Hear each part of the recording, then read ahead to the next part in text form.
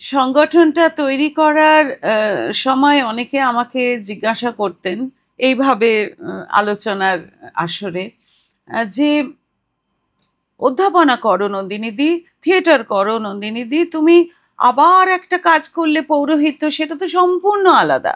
তখন আমি বলেছি না, একেবারেই ভিন্ন নয়।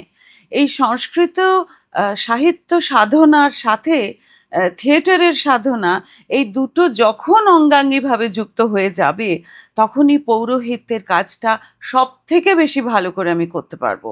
কারণ একজন পুরোহিত কিন্তু সবসময় প্রেজেন্টার, তিনি কিন্তু একটা উপস্থাপনা করছেন, একটা অনুষ্ঠানের উপস্থাপনা করছেন যেখানে সামনে অনেক অডিয়েন্স আছে এবং তার ভেতরে অনেকটা সাধনা আছে।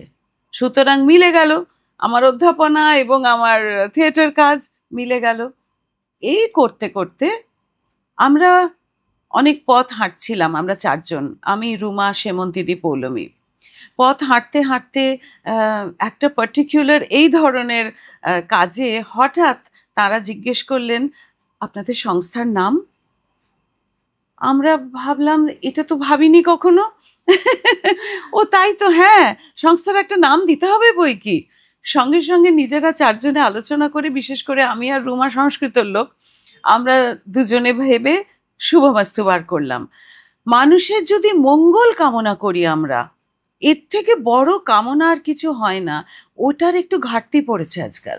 হ্যাঁ, মানুষে মানুষে কেন জানি না দেশ, অসুয়া, বিদ্বেষ, এইগুলো বড্ড বেশি করে বাসা বাঁধছে। একজন আরেকজনের শুভ কামনা করছে না, মঙ্গল কামনা করছে না। শুভমস্তু মানুষের শুধু ভালো চায়, আর কিচ্ছু না, সবাই ভালো থাকুক।